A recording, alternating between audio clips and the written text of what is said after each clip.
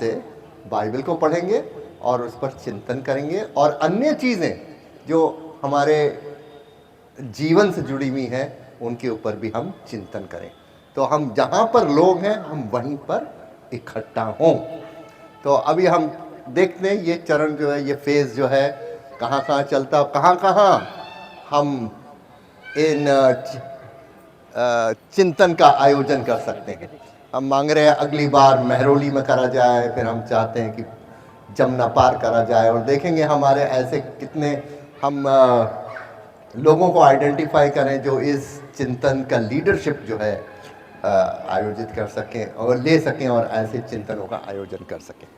तो उसी सिलसिले में हमने आज का चिंतन जो है भाई संजय के, थैंक यू वेरी मच, और आपके सारे सहयोगी जो यहाँ उन्होंने यहाँ पे आयोजन किया है, और हम आपका बहुत धन्यवाद करते हैं। और हम मांगते हैं कि यहाँ पे भी चिंतन आगे बढ़ता रहे, हम लोगों को अपना दिमाग इस्तेमाल करना, और उससे हमारे बच्चे भी सीखें कि हमारे पास जो ताकत खुदा ने दी है सोचने की, दिमाग की, इसको हम इस्तेमाल करें और इसको इस्तेमाल करके हम आगे बढ़ें। देखिए, हम ऐसे हैं विश्वासी लोग कि हमारी किसी से लड़ाई नहीं है। हम प्रभु यीशु मसीह पे विश्वास करने वाले हैं, और हम उस तितली की तरह हैं जो खूबसूरत है, हर जगह जाती है और किसी का नुकसान नहीं करती। वो उस परिंदे की तरह नहीं जो डंक मार दे, काट ले या कुछ। हमारी किसी से दुश्मनी नहीं। हम तो अपने मसीह का प्रचार करते हैं और अपने लोगों को जो वर्ण व्यवस्था है उससे छुड़ाना चाहते हैं। आज हम लोग बाइबल के ऊपर अध्ययन करेंगे, और क्योंकि हम क्रिसमस के माहौल में हैं और जगह जगह जनवरी तक लोग मिलेंगे, प्रभु यीशु मसीह के जन्म को याद करेंगे। ये हादसा आज से 2000 साल पहले हुआ, 2000 साल पहले। और 2000 साल पहले प्रभु यीशु मसीह का जो जन्म हुआ उसके विषय में इंजीलों में जो लिखा हुआ है वो आज पढ़ेंगे। एक और व्यक्ति जिसको हम आपको आज इंट्रोड्यूस करना चाहते हैं जो मेरे साथ आए, वो भाई अनुग्रह है। अनुग्रह हम सेमिनरी में पढ़ते हैं ये, और बाइबल के स्टूडेंट हैं। ये आज मैंने इनसे कहा कि अब 2 साल तो ये सेमिनरी में गुजार के आया, अभी छुट्टियों में यहाँ पर हैं, तो हमने कहा दलित चिंतन हो रही है, तो उन्होंने कहा कि हम भी चलते हैं आपके साथ। Most welcome. तो we welcome you in this community. देखिए, जो हमने आज हिस्सा पढ़ा तो वो किस तरीके से शुरू होता है। लूक जो थे वो एक डॉक्टर थे, और उन्होंने एक किताब लिखी, और उसका नाम ही जो है रू का रचित सुसमाचार पड़ गया 2000 साल पहले। और उन्होंने प्रभु यीशु मसीह के जीवन, उनकी शिक्षा के बारे में लिखा है, और उन्होंने क्या क्या काम करे। और उनके जन्म के विषय में वो ये कह रहे हैं कि उन दिनों में अगस्तस कैसर की ओर से आज्ञा निकली कि सारे जगत के लोगों के नाम लिखे जाएं। देखिए, अगस्तस कैसर कौन था? जिस देश में प्रभु का जन्म हुआ था उसके ऊपर किसी और राजा का राज था। जैसे हमारे भारत हिंदुस्तान में अंग्रेजों का राज था, वैसे ही प्रभु जिस देश में जन्मे थे वो यहूदा का प्रदेश था, और यहूदा प्रदेश के ऊपर रोमी लोगों का शासन था, और रोम का जो सम्राट था उन दिनों उसका नाम था अगस्तस। और कैसर का मतलब होता है सम्राट, तो सम्राट का नाम क्या था? अगस्तस। तो इससे पता चलता है कि प्रभु यीशु मसीह की कहानी कोई काल्पनिक घटना नहीं है, ये कोई नॉवल नहीं है, ये किसी कहानी लिखने वाले ने लोगों के मनोरंजन के लिए नहीं लिखी है, ये सचमुच में हुआ था। वो राजा अगस्तस, सम्राट अगस्तस या अगस्तस कैसर, उसका जिक्र कहाँ नहीं मिलता। बाइबल में नहीं, आप दूसरी किताबों में पढ़ो वो कैसा राजा था, वो कैसे राज करता था, उसका शासन 2000 साल पहले कितना फैला हुआ था, उसकी कितनी सेनाएं थी, उसने कितने युद्ध करे, उसका सीनेट कैसा था, मतलब उसका पार्लियामेंट कैसी थी, संसद कैसी थी, कैसे फैसले वो लेता था, उसकी मूर्तियां भी आप देख सकते हैं अभी तक जो कायम है। तो प्रभु यीशु मसीह का जन्म मनुष्य के इतिहास में हुआ, ये कोई कल्पना नहीं है, सचमुच हुआ। और उस समय अगस्तुस कैसर ने क्या कहा कि सेंसस हो। नाम लिखवाने का मतलब है जनगणना हो। ये पुराने वक्तों में लोग जनगणना नहीं बोलते थे, लेकिन नाम लिखाई कह दिया। आप अपने अपने गांव में जाओ और सूची में अपने नाम लिखाओ। और वो क्यों ये जनगणना करते थे? पुराने वक्त में ये सम्राट ने क्यों जनगणना करी? उसको ये पता करना था कि मेरे शासन में कितने लोग रहते हैं और मैं इनसे कैसे वसूल करूं अपने लगान। इसलिए जनगणना कर रहे हैं। जब उसको पता ही नहीं होगा कि कितने यहाँ की पॉपुलेशन है, तो वो उसको कैसे वो अनुमान लगाएगा कि मैं कितना लगान यहाँ से खींचूं? तो उससे उसे पता चलेगा कि जवान कितने, बुजुर्ग कितने, कौन क्या काम करता है, उनके नाम क्या क्या हैं। फिर उसके ऊपर वो कहेगा कि इस इलाके से मुझे इतनी लगान आनी चाहिए, इतने लोग यहाँ पर हैं। और इसीलिए देश में आज भी जनगणना करी जाती है कि सरकार को पता तो चले कि कितने लोग हमारे यहाँ ऐसे हैं जिनसे हम टैक्स जमा कर सकते हैं, क्या क्या वो खरीद सकते, कितनी, अगर इतनी पॉपुलेशन, इतने लोग इस इलाके में रहते हैं तो सरकार के पास इतना लगान, इतना टैक्स, इतना कर तो आना चाहिए। अनुमान लगाया जाता, उस हिसाब से बजट बनाया जाता देश का। फिर उसके बाद एक और चीज लिखी यहाँ पे, जब क्विरिनियस सीरिया का हाकिम था तो एक और गवर्नर का यहाँ पे जिक्र है। जैसे अंग्रेज लोग गवर्नर बना देते थे, आज भी हमारे राज्य में गवर्नर्स होते हैं, राष्ट्रपति जी भेज देते हैं वहाँ पे गवर्नर। तो वहाँ यहाँ पे भी एक गलील क्षेत्र है और वहाँ का एक गवर्नर है और उसका नाम क्विरिनियस है। पुराने वक्त का नाम है, 2000 साल पुराना। तो सारे लोग जो है नाम लिखवाने के लिए अपने अपने गांव में गए। और ये जरूरी था कि ये परिवार जिसमें हमारे प्रभु का जन्म होना था, वो भी क्या करे, अपने गांव में जाए अपना नाम लिखवाने। वो जगह जहां से ये ओरिजिनल, तो वो जिस जगह रह रहे थे वहां से चलते हुए उस जगह आए जहां पे इनको नाम लिखवाना था। खानदानी नाम, खानदानों में उनके नाम जुड़ने थे। और ये जरूरी था किस लिए कि ये खानदान जो एक राज घराने का खानदान था, भूल गए थे लोग उसको। आज मुगलों की औलादें हैं, लेकिन क्या मुगलों को हम याद करते हैं? याद करते हैं, लेकिन उनकी औलादों को कोई नहीं पहचानता। इसी तरीके से जब प्रभु यीशु मसीह का जन्म हुआ तो उन लोगों को पता था, उसके परिवार को, कि वो दाऊद के राजघराने का है, लेकिन उसके राजघराने को कोई याद नहीं करता था, क्योंकि राज तो किसी और का था।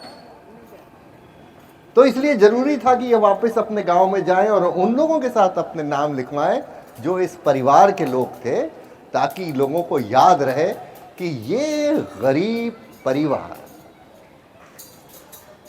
जिसका यूसुफ और मरियम जिसमें थे, और मरियम को अभी गर्भवती की अवस्था में जाना पड़ा, और यूसुफ गांव में क्या काम करते थे, किस चीज़ के कारीगर थे? हाँ, वो बढ़ई थे। एक राजसी परिवार कितना गरीब हो गया, क्या बन गए वो? बढ़ई बन गए गांव के। लेकिन फिर भी उन्हें अपने गांव में जाना है।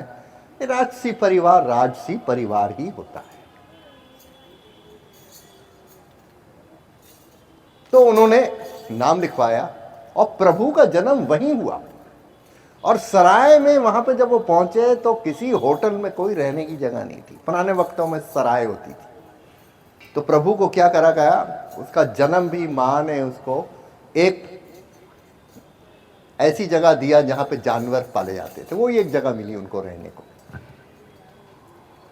तो आज जैसे हमें बताया गया, परमेश्वर का वचन जो अनंत है, जिसकी कोई सरहद है ही नहीं, जो परमेश्वर के साथ शुरू से था, वो वचन इतना छोटा हो गया और उसने मनुष्य का रूप धारण करा, मनुष्य बन गया और इतना छोटा हो गया कि वो एक छोटी सी जगह में समा गया।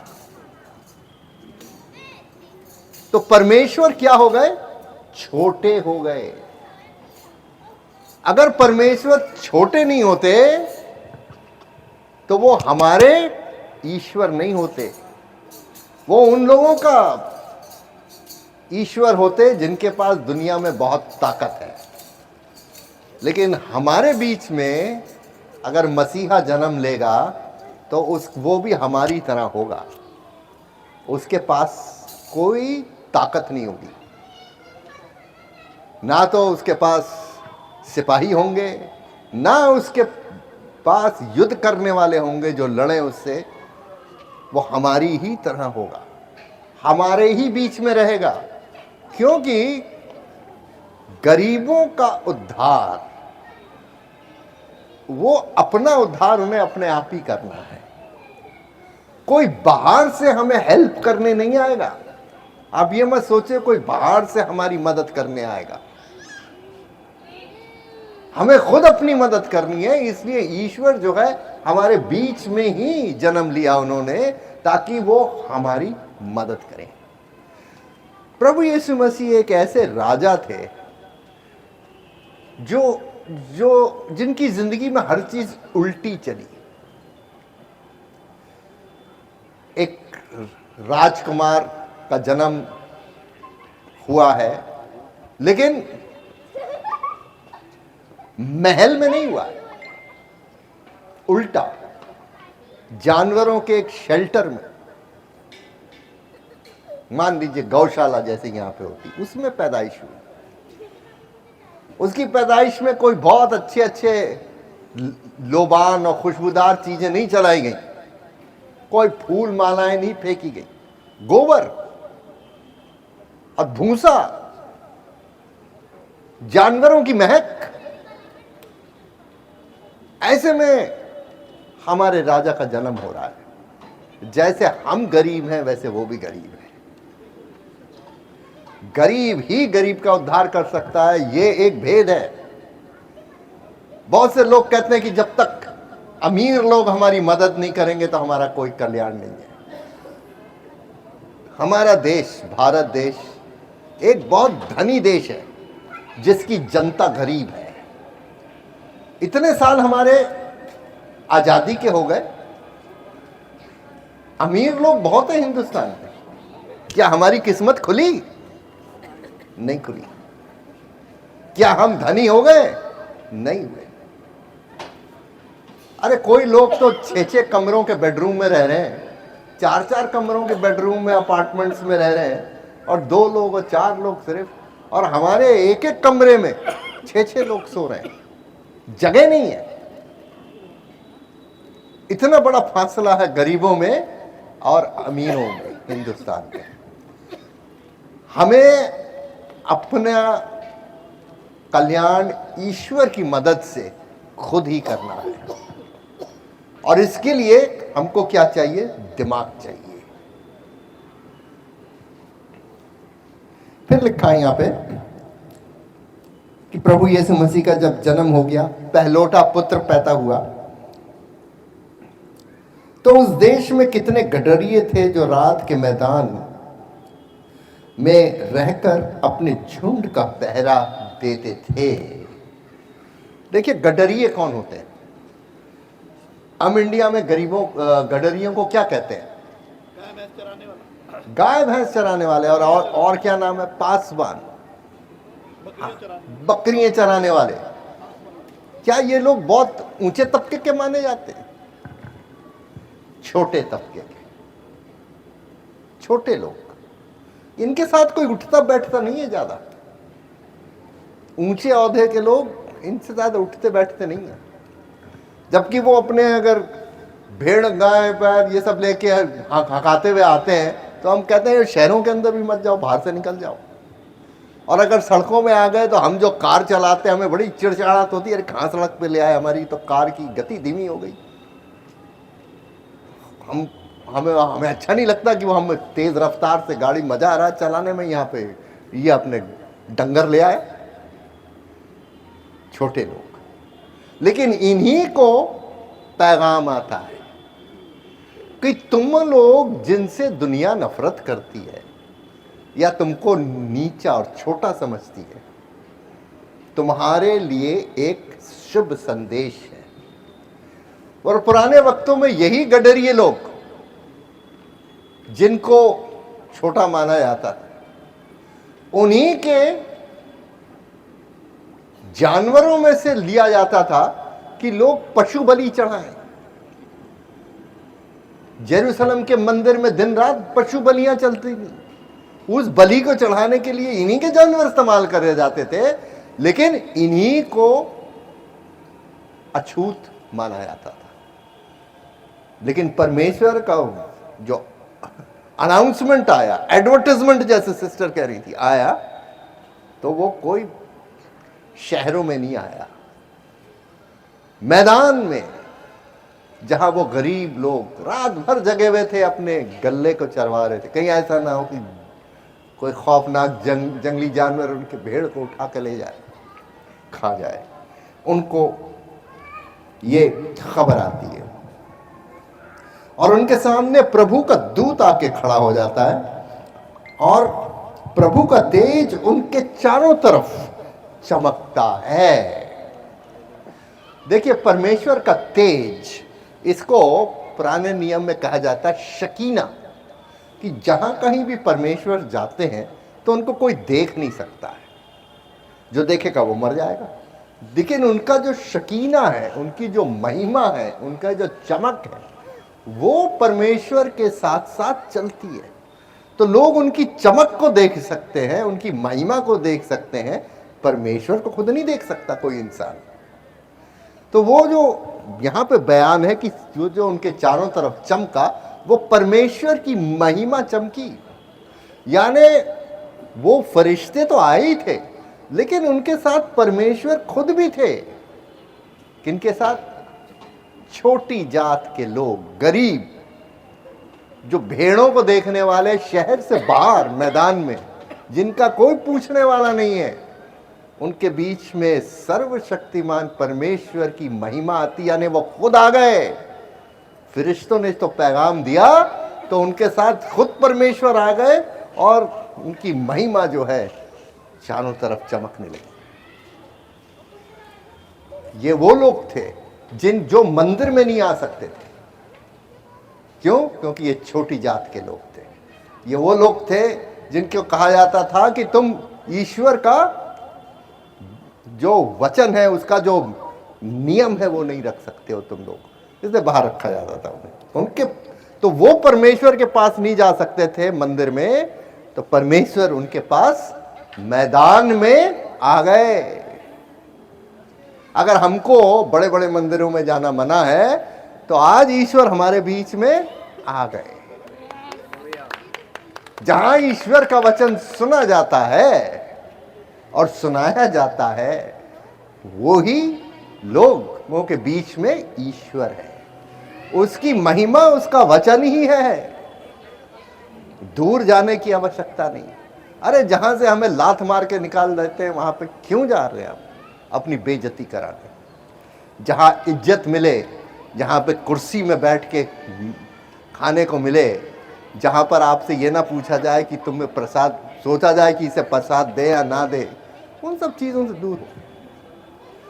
फिर लिखा है यहां पर, वो कहता है कि मैं तुम्हें एक बहुत आनंद का समाचार दे रहा हूं। कौन बोल रहा है? फरिश्ता बोल रहा है कि आज दाऊद के शहर में तुम्हारे लिए उद्धारकर्ता जन्मा है और वो ही मसीह प्रभु है। तुम्हारे लिए क्या जन्मा है? उद्धारकर्ता।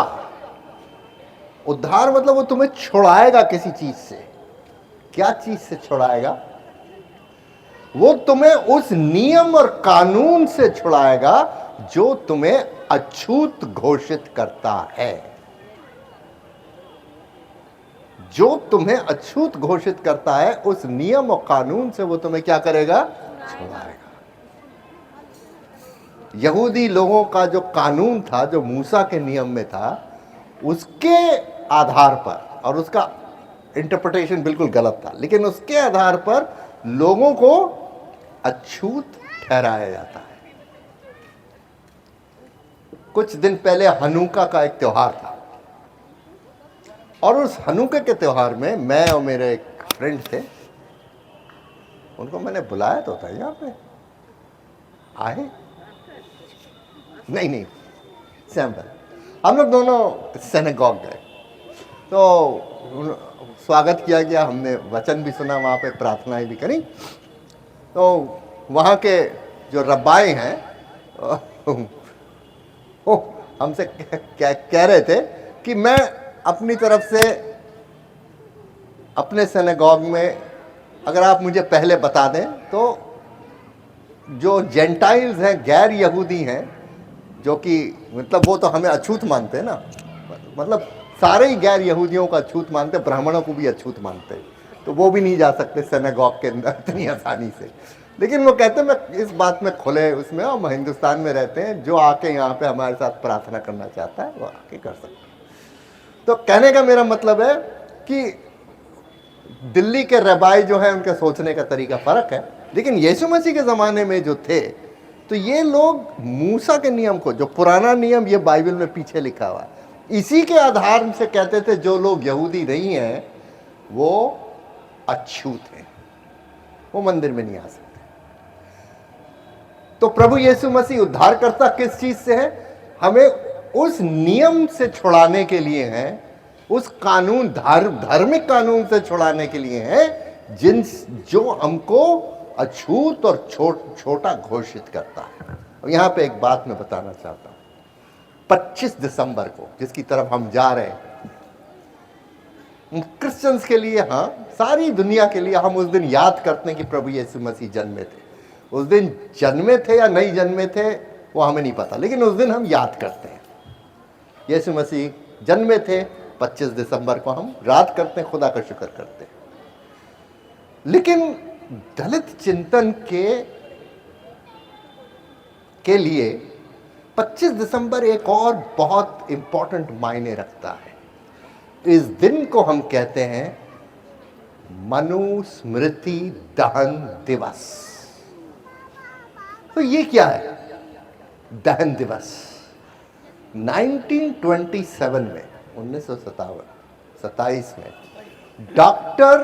बाबा साहेब डॉक्टर भीमराव अंबेडकर ने 25 दिसंबर को मनु के कानून की किताब ली और उसको आग में जला दी सबके सामने, क्योंकि उसी किताब के वजह से आज हिंदुस्तान का 20% जनसंख्या अछूत घोषित करी गई। कल्याण हमारे लिए बड़े बड़े करे जाते हैं, लेकिन हमें रखा जाता है कि जब तक तुम ये नहीं कहोगे कि हम शेड्यूल कास्ट के हैं, हम अछूत हैं, तब तक तुम्हें वजीफा आरक्षण नहीं मिलने वाला। तो किसके आधार पर? इसी किताब के आधार पर। तो अंबेडकर साहब ने मनुस्मृति को 25 दिसंबर के दिन जला दिया। अंबेडकर साहब, बाबा साहब क्या हो गए? हमारे उद्धारकर्ता हो गए। उस किताब से मुक्त करने के लिए जला करके, जिसने आज तक हमको क्या बना के रखा है? गुलाम बना के रखा। और उन्होंने एक नया संविधान हमको दिया, जो आधुनिक भारत का संविधान है। जो अक्सर खतरे में आ जाता है। और अभी भी ऐसे ऐसे नियम और कानून पारित किए जाते हैं जो कि संविधान के मुताबिक नहीं होते हैं। खैर वो बात छोड़िए, हम उस पे पॉलिसी पे हम अभी ध्यान नहीं देते, लेकिन सिद्धांत समझने की कोशिश करिए कि बाबा साहेब भीमराव अंबेडकर ने 25 दिसंबर के दिन ही क्यों दहन किया मनुस्मृति की किताब को। यही बताने के लिए, हमें ये दिखाने के लिए कि तुम अब इस पुराने कानून से आजाद हो गए हो और तुम्हारे लिए एक नया कानून, भारत का आधुनिक संविधान, ये तुम्हारा कानून है। देखिए, हम लोग बाइबल पढ़ते हैं, लेकिन साथ ही साथ भारत का संविधान पढ़िए। वो संविधान खरीदने के लिए बहुत दूर जाने की जरूरत नहीं, सड़क पार करके कचहरी में चले जाइए। यहाँ पे आपको जो मेन उनका जो वो है,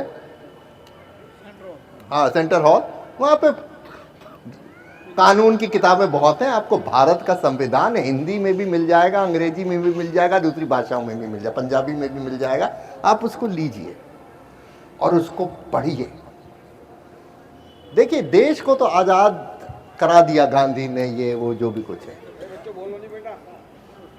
वल्लभ भाई पटेल थे, उन्होंने सारे देश को जोड़ दिया, एक कर दिया। जितने भी निज़ाम थे, राजा थे, महाराजा थे, उन सबको कहा कि तुम जुड़ जाओ हिंदुस्तान से। अपना अपना रिया मारे भी गए, वो भी कोई शहीद तो होते ही। कोई अगर आज कोई मुझे मार दे, इससे मेरी कौम खत्म नहीं होती। अगर 50 दलित तो रोज ही मरते हैं। हम तो, हमारी तो अभी आज़ादी हमें मिली ही नहीं है, हमें आज़ादी पूरी तरीके से। तो हमारे तो, हम आज़ादी के लिए आवाज़ उठाते हैं तो हमें तो वैसे ही डंडे पड़ने लगते हैं। पुलिस नहीं मारेगी तो आसपास के लोग ही आके पटपटाई करनी शुरू कर देते हैं। हमारा तो संग्राम चल ही रहा है, लेकिन ऐसे कहे इतने लोग शहीद होगा, इतने लोग शहीद हो गए, तो कोई बहुत बड़ी बात नहीं है। इससे कोई हिंदुस्तान पर फर्क नहीं पड़ता। आज़ादी मिल गई तो हमें क्या मिली? राजनीतिक आज़ादी मिली, सामाजिक और आध्यात्मिक आज़ादी नहीं मिली, है ना। तो वो सब आज़ादी उन्होंने ली, उनके नाम बड़े गुण गाए जाते हैं।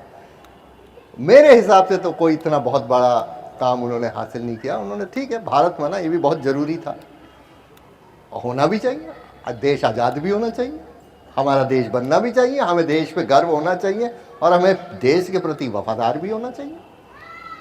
लेकिन देश चलेगा कैसे? आज परिवार एक हो गया, कल भाई भाई एक दूसरे को मारने को तैयार हो जाते हैं, जमीन जायदाद के चलते। देश चलेगा कैसे? वो दिमाग अंबेडकर साहब का था। आज भी अगर हमारा देश एक होके चल रहा है तो वो उस संविधान से चल रहा है जिसे अंबेडकर साहब ने इस देश को दिया। और अगर वो पुराना मनुस्मृति को का दहन नहीं करते तो आज हम लोग की हालत कुछ और ही होती।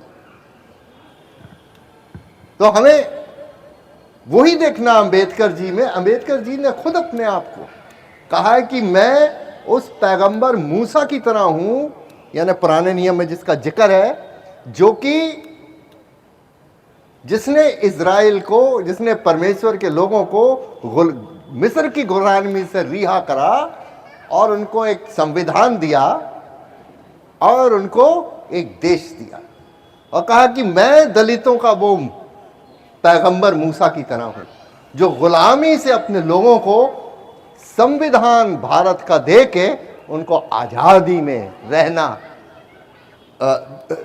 चाहता हूं कि वो आज़ादी में रहें। आज़ाद भारत में सारे लोग आज़ाद होने चाहिए।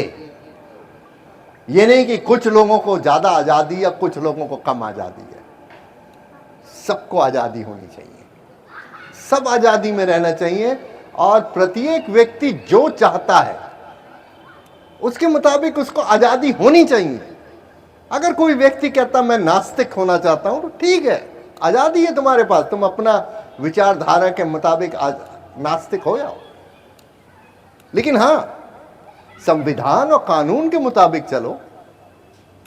अपने आप को दूसरे लोग कुछ और करना चाहते हैं, कोई चाहता है कि मैं कम्युनिस्ट विचारधारा पे चलूं, तो चलने दो, वो आज़ाद है, उसको आज़ादी होनी चाहिए कि वो अपनी विचारधाराओं को अपनाए और जो जैसा वो चाहता है अपना जीवन व्यतीत करे, जैसा वो चाहता है कपड़े पहने, जिससे वो चाहता है उससे शादी करे, जैसा वो खाना खाना चाहता है उसे खाना मिले। अब ये नहीं कि आज ये चीज़ हो गई, त्यौहार आ गया तो हम अंडा नहीं खाएंगे तो कोई भी नहीं खाएगा, कि आज हमने जागरण रखा, अगर हम नहीं सोएंगे तो कोई भी नहीं सोएगा। जो बीमार बुढ़ा जिसको हार्ट पेशेंट है उसको भी जगा के रख रहे हैं लाउड स्पीकर लगा लगा के। तो ये तो आज़ादी नहीं हुई ना, ये तो कुछ लोगों की दादागिरी हो गई सबके ऊपर। इससे हमें उद्धार चाहिए, ऐसे माहौल से हमें उद्धार चाहिए कि हम सब एक दूसरे का ख्याल रखें, अपना भी जो करना करो लेकिन दूसरे का भी ख्याल रखो। इसीलिए परमेश्वर का दूत उन्हें कहता है, तुम्हारे लिए कौन पैदा हुआ है? उद्धारकर्ता पैदा हुआ है, जो तुम्हें इन सब गुलामी से, जो जो जो प्रबल वर्ग के लोग हैं उनको, जो तुम्हारे ऊपर हावी हो जाते हैं, उनसे छुटकारा देने में तुमको वो क्या करें? तुम्हारा उद्धार करें। उद्धार का ये मतलब होता है। फिर वो कहता है कि तुम्हारे लिए एक पता है जहां तुम इसको देखोगे, उद्धारकर्ता को। तुम एक बच्चे को देखोगे। उद्धारकर्ता क्या है? एक छोटा सा बच्चा। अरे छोटा सा बच्चा कैसे उद्धार करेगा तुम्हारा? हाँ, यही है, छोटे तबके के लोग ही भारत का उद्धार कर सकते हैं। जो व्यक्ति प्रबल है वो कभी हमारा उद्धार नहीं करेगा, क्योंकि हमारे पैसा खींच के वो प्रबल है और अमीर है। अपना सामान आप ही को बेच के वो पैसे बना रहा है, तो वो क्यों मांगेगा कि आप प्रबल हो जाओ? हमारे ही में से, और हम ही लोग इस देश को ठीक कर सकते हैं। बालक इसी चीज का प्रतीक है।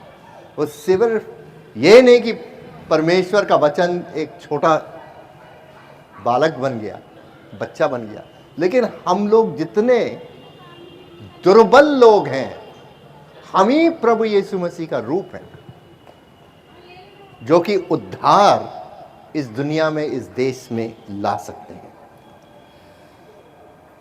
और कहता है कि वो तुम उसे कपड़े में लिपटा हुआ, एक ही कपड़ा है उसके पास, ठंड जरूर लगी होगी, कंबल नहीं है उसके पास, कपड़े में, एक ही कपड़े में लिपटा हुआ है वो, और तुम उसको चरनी में पड़ा हुआ पाओगे, वो घास में, जहां जानवर जिसे खाते थे, ताकि वो थोड़ा घास में गर्म रहे, बच्चा मर ना जाए। उसका कंबल वो घास ही थी, घास और भूसा थोड़ा गर्म रखते हैं ना चीजों को। यही उसका एक था कि इस एक ही कपड़े में लिपटा हुआ बच्चे को ठंड ना लग जाए। कहता है कि यही तुम्हारे लिए निशान है, तुम्हारे उद्धार का। और उसके बाद जब स्वर्गदूत उन्हें गाना गाया तो क्या गाते हैं? आकाश में परमेश्वर की महिमा और पृथ्वी पर उसके सब मनुष्य में जिससे वो प्रसन्न है, शांति हो। वो शांति का राजकुमार पैदा हुआ है। वो, उसके हाथ में कोई हथियार नहीं है। आपने जीसस की कोई पिक्चर देखी है ना, तो उसके अक्सर छाती में क्या दिखाते हैं? क्या कोई हथियार रखा हुआ उसकी छाती में? क्या है उसकी छाती पे? दिल है।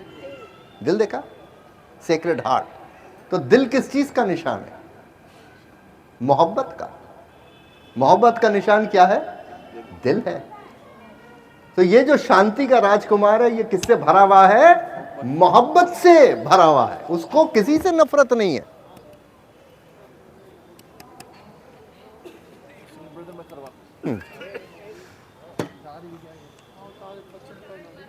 तो जब हम प्रभु यीशु मसीह के जन्म को मनाते हैं, तो हम शांति के राजकुमार के जन्म का एक त्योहार मना रहे हैं। और अंत में क्या है कि जब स्वर्गदूत वापस चले गए, तो वहाँ पे लिखा है ये सब गरीब लोग, अपनी भेड़ों को छोड़ दिया उन्होंने मैदान में, और वो किसके पास चले गए? वापिस वो देखने के लिए, बच्चे को देखने के लिए, उसके दर्शन करने के लिए गए। और दर्शन में उन्होंने कोई बहुत सुंदर बड़ी भगवान की मूर्ति नहीं देखी, एक कपड़े में लिपटा हुआ बच्चा जो घास और भूसे में पड़ा हुआ था, और उसके गरीब माँ बाप। यही तुम्हारा उद्धार करता है। हमारे लोग ऐसे ही हैं। लेकिन अगर हम लोगों को ये विश्वास हो कि हम लोग इस देश का उद्धार कर सकते हैं और परमेश्वर ने हमें इसलिए बुलाया है, तो देश में बदलाव आ सकता है। पूंजीपति कभी बदलाव नहीं लाएंगे, लेकिन हम लोग ला सकते हैं। तो आज का यही मेरा संदेश है। बाइबल में प्रभु यीशु मसीह के जन्म की यही कहानी है। और जब ये पासवान, ये गडरियों ने जाके लोगों को बताया कि हमने उद्धारकर्ता को देखा है, वो तो ऐसा है, लोगों को सुन के बहुत आश्चर्य हुआ। क्या गरीब इंसान भी हमें उद्धार ला सकता? हमें क्या गरीब इंसान भी हमारा उद्धार कर सकता है, हमें बचा सकता है? हाँ, ये मुमकिन है, क्योंकि शांति का राजकुमार वो गरीब राजा है जिसने आज हमको उद्धार दिया। किस चीज़ के उद्धार? सबसे बड़ा उद्धार उसने दिया है कि उसने हमारी विचार को परिवर्तन किया, सोचने का तरीका बदला। जब हमारे सोचने का तरीका बदल जाएगा, विचार परिवर्तन होगा, तो हृदय परिवर्तन भी होगा। सही तरीके से हमारा मन की फीलिंग्स जो है, भावना जो है, ये बदलेगी। हमारे अंदर से गुस्सा, फ्रस्ट्रेशन, या हम सोचते हैं अरे कोई भी रास्ता ज़िंदगी में नहीं दिखाई दे रहा, हमारे नौजवान लोग फिर शराब पीने लगते हैं, जुआ खेलने लगते हैं, उन्हें लगता कौन हमें नौकरी देगा, हम पढ़ लिख भी नहीं पाए। ऐसी भावनाएं ख़त्म करनी है, लेकिन जब तक हम अपना सोचना नहीं बदलेंगे, नहीं ख़त्म होगी। और हर एक परिवार को ये देखना कि हमारे बच्चों को अच्छे शिक्षा कैसे मिले, ये भी चीज़ हमें देखनी है। तो इन सब चीज़ों का बयान करते हुए मैं आज के इस वचन को समाप्त करूंगा, ये बताते हुए कि क्रिसमस का बड़ा दिन का जो त्यौहार है वो उस राजा का कहानी है, उस राजा की कहानी है जिसने अपने आप को अपनी उस गरीब जनता में शामिल कर लिया जिनका कोई सहारा नहीं था। आपको अपने उद्धारकर्ता के लिए दूर कहीं बहुत बड़े बादशाह, बहुत बड़े रईस इंसान, बहुत बड़े इंडस्ट्रियलिस्ट जाने की ज़रूरत नहीं। आपका उद्धारकर्ता आपके मन में ही जन्म लेंगे, और आप खुद, आपके द्वारा वो आपके समाज का उद्धार करेंगे।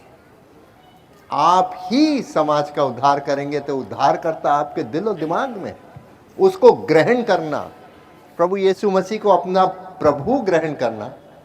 और आज 25 तारीख के दिन ये याद करना कि ये मनुस्मृति दहन दिवस है, और बाबा भीमराव अंबेडकर जी, बाबा साहब को याद करना, फुले को याद करना, सावित्री बाई को याद करना, पंडिता रामाबाई को याद करना। ऐसे ऐसे लोग जो हैं, हमें इन्हें भूलना नहीं चाहिए। ये हमारे आदर्श हैं जिनके बारे में आपको कभी स्कूल में नहीं सिखाया जाएगा, हमें अपने आप सीखना। आज हमने बाबा साहब अंबेडकर की बात करी, आगे को हम फुले की भी बात करेंगे, सावित्री बाई की भी, पंडिता रामाबाई की भी बात करेंगे। बहुत से ऐसे लोग हैं जो आज के समय में हमारे स्कूलों में छुपाए जाते हैं, लेकिन ये इतिहास हमको अपना खुद दोबारा लिखना है, जानना है, समझना है। प्रभु आप लोग सबको बहुत आशीष दे। मैंने वो लंबा वचन करा है, लेकिन मुझे आशा है जो मैंने आज बोला है, जो वचन आपको बोला है, वो आप याद रखेंगे।